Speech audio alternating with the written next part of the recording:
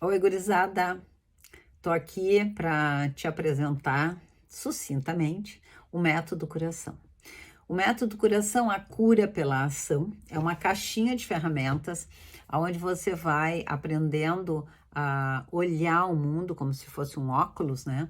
Você vai aprendendo a discriminar as coisas que estão acontecendo.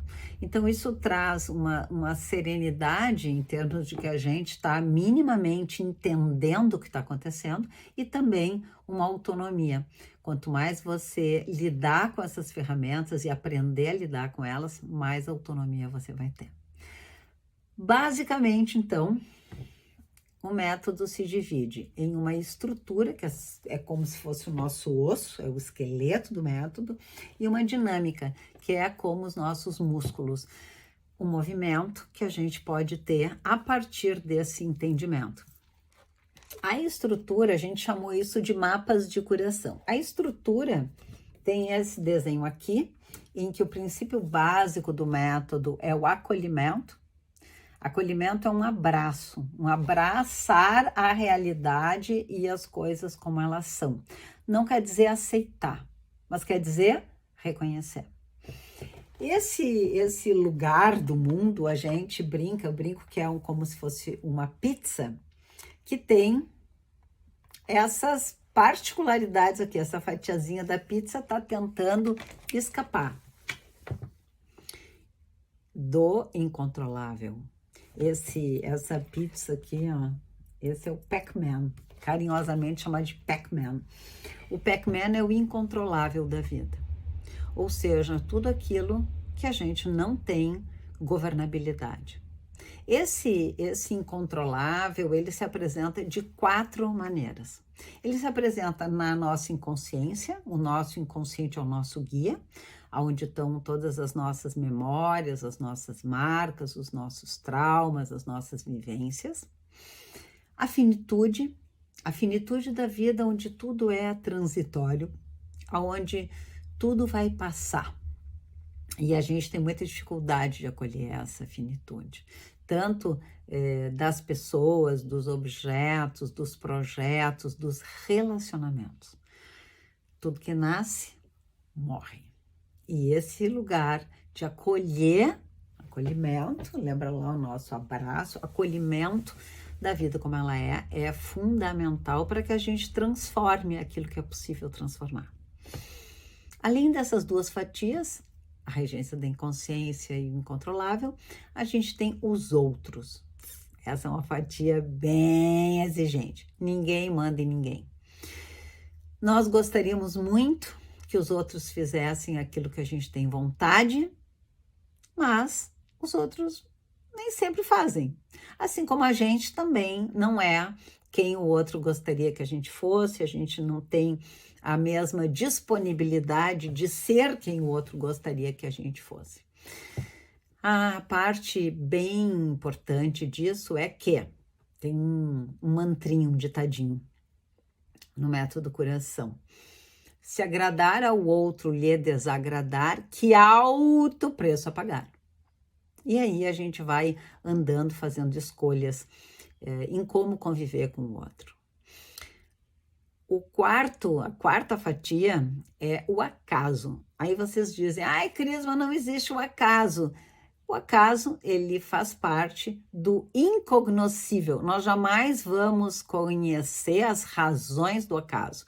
Por isso, ele está dentro do incontrolável. Por outro lado, e o acaso tem uma frase, assim, um slogan muito bonito para a gente guardar no coração, que é: o acaso é o grande mistério da vida. E a vida sem mistério não tem graça nenhuma.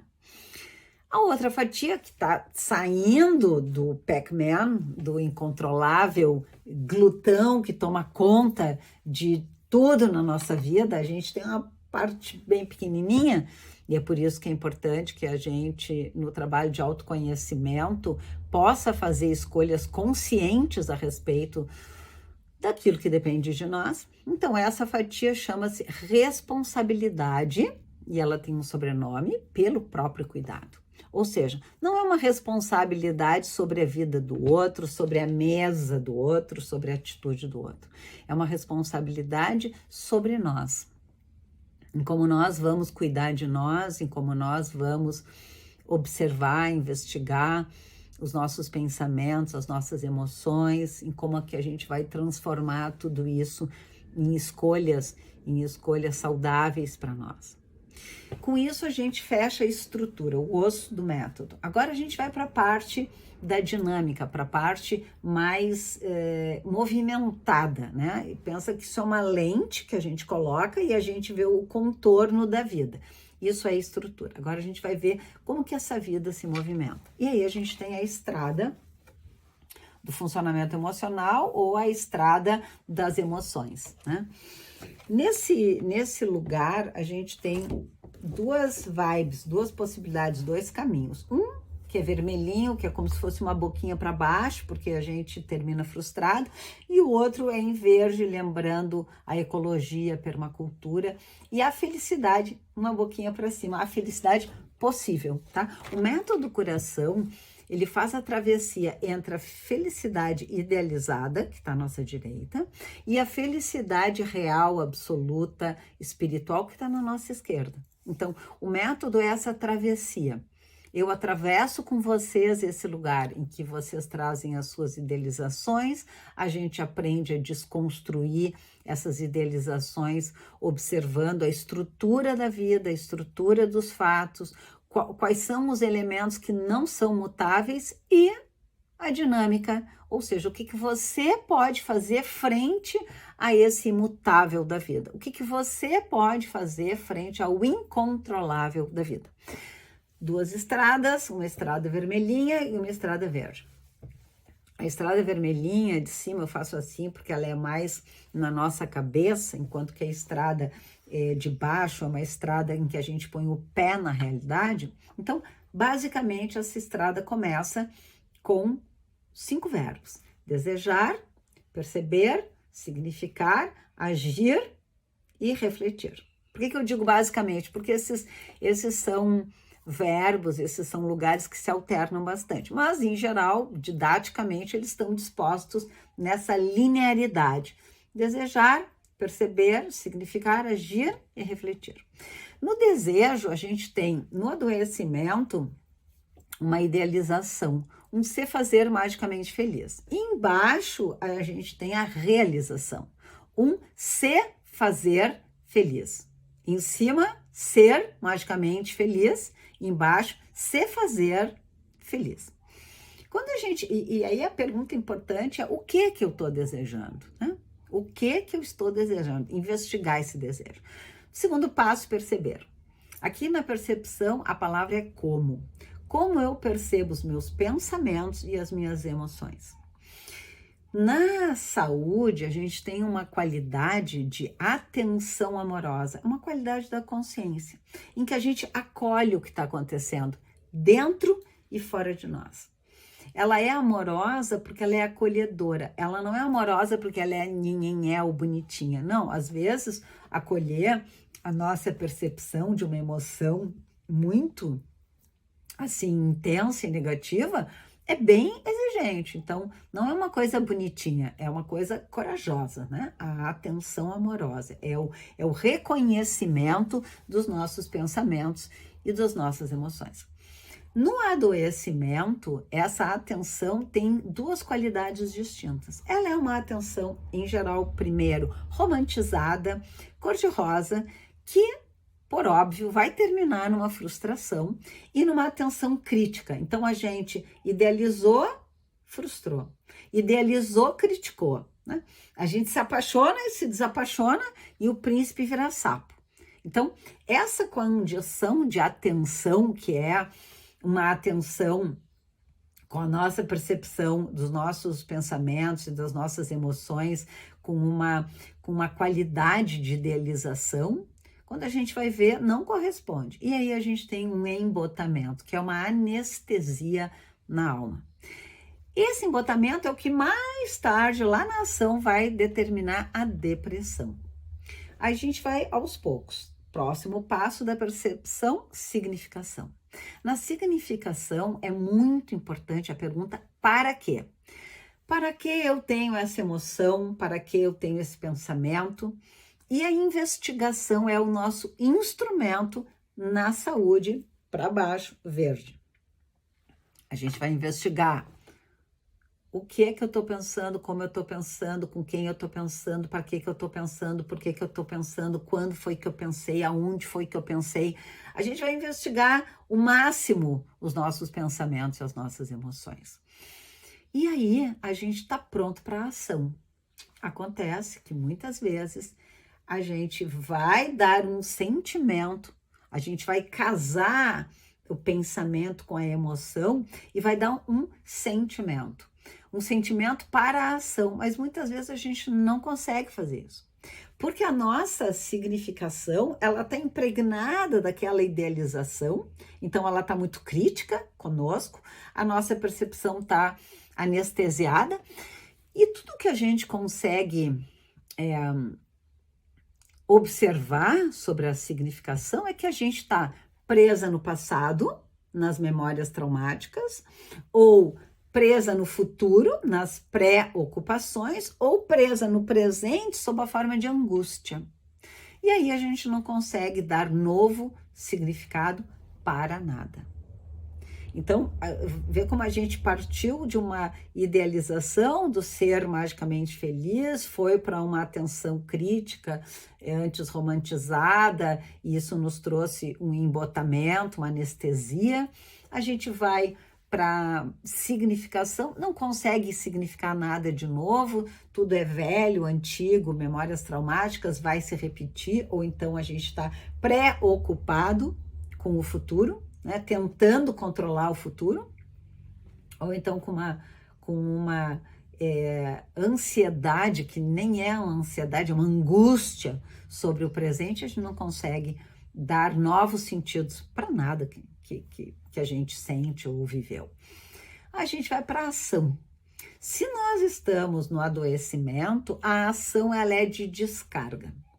Ou por luta, que a gente está sempre criando caso com as pessoas, ou por fuga. A gente não enfrenta os nossos conflitos, nem conosco, nem com os outros. Se a gente foge sempre da vida, se a gente está sempre lutando na vida, se a gente está sempre se descarregando na vida e nos outros, a nossa alma termina deprimida, porque a gente fica sempre com medo de agir. A gente tem medo de agir. Já na saúde, e a paralisia da nossa alma, ela se reflete na depressão, que é uma desistência das coisas, uma apatia muito grande. Porém, na saúde, lá embaixo, a gente faz um processo de escolha, de renúncias e de luto. Escolhas entre as nossas possibilidades. Renúncia daquilo que a gente não acha bom para nós. E luto no sentido de deixar passar, de se desapegar daquilo que a gente não escolheu. E aqui na ação, a pergunta fundamental é bom para mim agir assim? Nesse lugar de ação, que é o quarto passo, vê bem, desejar, perceber, significar, para só então agir. Nesse lugar da ação, a gente então realiza coisas. A gente realiza coisas bacanas dentro do possível ou realiza coisas que nos botam cada vez mais para baixo. Quando a gente vai para o último passo da nossa estrada, da nossa transformação emocional, o método Curação, ele é a tecnologia de gestão das nossas emoções. Quando a gente chega nesse quinto passo, que é a reflexão, tem uma pergunta guia. A pergunta é: o que eu aprendo com isso agora? Só que se a gente está adoecido, a gente não aprende nada, nunca, com ninguém. E a gente só se compara, se critica e lamenta. E é muito chato, porque a gente não consegue aprender com a vida. Já na saúde, a gente tem um olhar para a nossa vida que é um celebrar aquilo que foi possível, agradecer aquilo que foi possível e compartilhar aquilo que foi possível fazer. Então, tem um lugar de humildade. A gente olha para a nossa vida e reconhece que nós até gostaríamos de ter feito mais ou melhor, mas não foi possível. A gente fez aquilo que era possível fazer a cada momento, com a nossa melhor intenção. Então, muitas vezes, as pessoas olham para a sua vida e aí elas idealizam as suas ações. E aí só sobra o adoecimento de não conseguir aprender nada com a experiência. Então, método curação, caixinha de ferramentas, a cura pela ação. Antes de agir, 3 passos: desejar, perceber e significar. E o convite para que você venha estudar comigo mais de pertinho, entrando para a nossa comunidade, apoia.se/comunidade curação, onde a gente vai poder trocar todas essas informações e colocar na sua vida, para que você experiencie esse caminho. Então, tô te aguardando lá. Gurizada, grande beijo.